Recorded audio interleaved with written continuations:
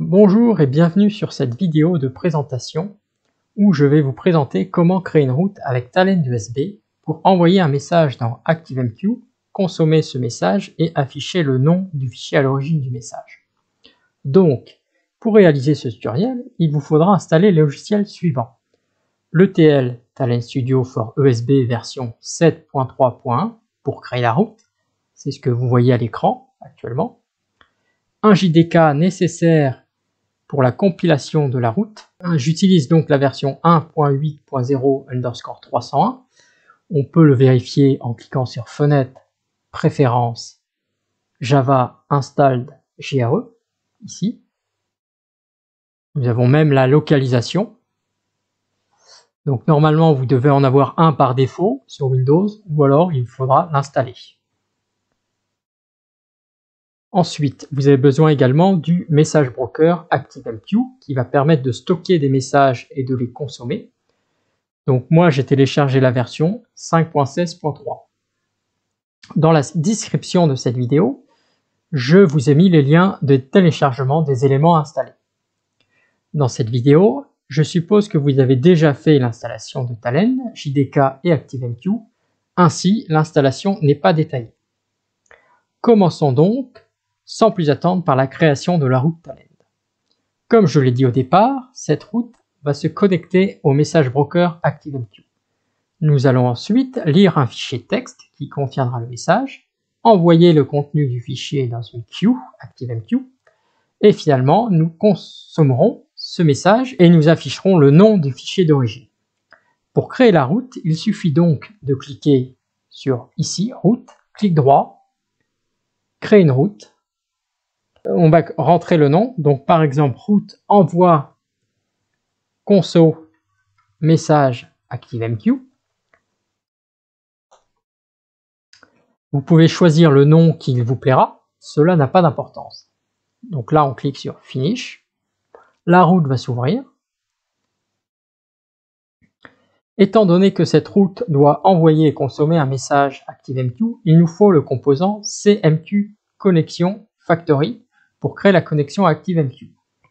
Donc vous pouvez soit glisser, déposer à partir de la palette à droite, soit rentrer directement le nom ici.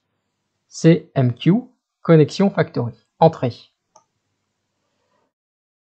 Ensuite, nous avons besoin également des composants suivants. CFI pour lire le fichier contenant le message texte.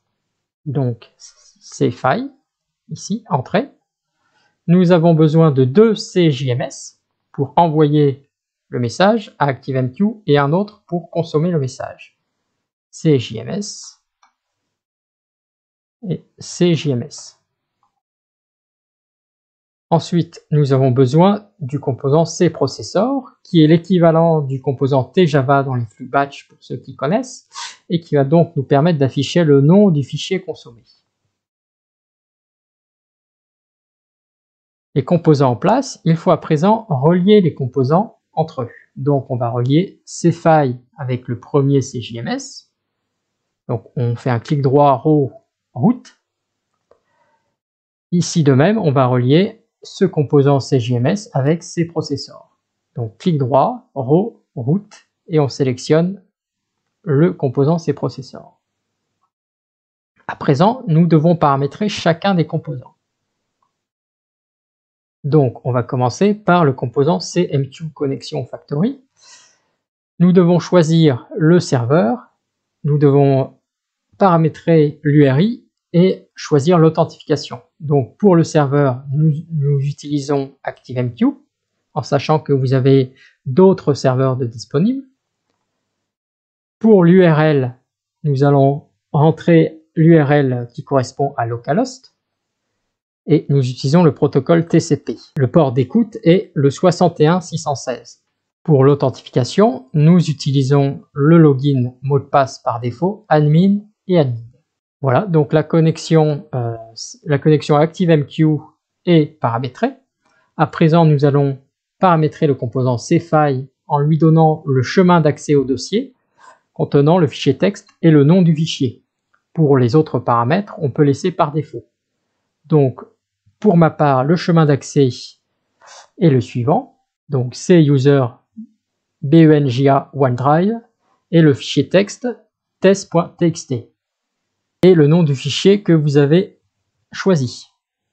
Ensuite, nous allons paramétrer le composant CJMS, le premier, pour envoyer le message. Donc ici, nous devons choisir le type, à savoir soit file d'attente, soit sujet ou topic. Nous avons choisi file d'attente et nous devons donner le nom de la queue. Donc, par exemple, Hello. Notre queue s'appellera Hello. Et pour la connection factory, nous devons choisir la connexion que l'on a paramétrée au départ, à savoir CMQ connexion factory _1, donc qui correspond à ce composant. Ensuite, nous devons paramétrer le second composant CJMS pour consommer le message. Donc, de même, nous allons choisir file d'attente. Nous allons choisir le nom de la queue qui contiendra le message à consommer, donc Hello.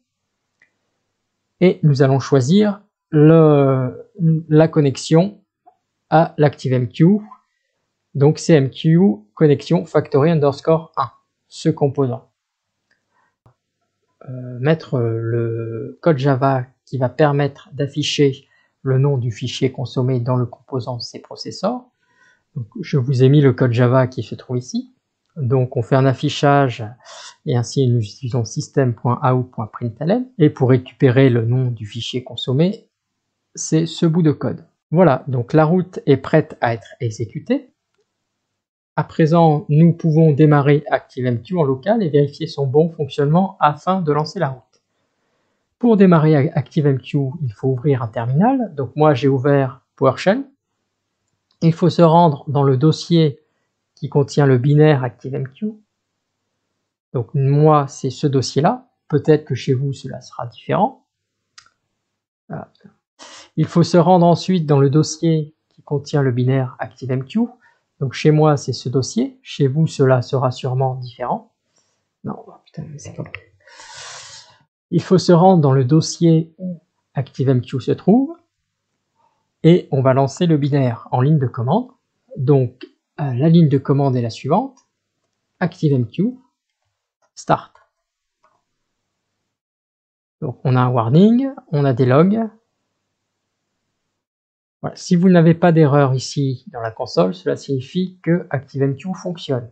Et on vous dit que ActiveMQ est accessible via cette URL, http 127.0.0.1.2.8161. Donc, on va se rendre sur cette URL pour vérifier si ActiveMQ fonctionne bien. Le mot de passe et login par défaut, c'est admin. Donc moi, je suis déjà connecté. Ensuite, vous vous rendez sur Manage ActiveMQ Broker.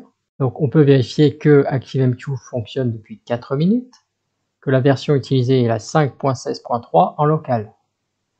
On peut également aller dans Queue. On peut créer une queue pour tester.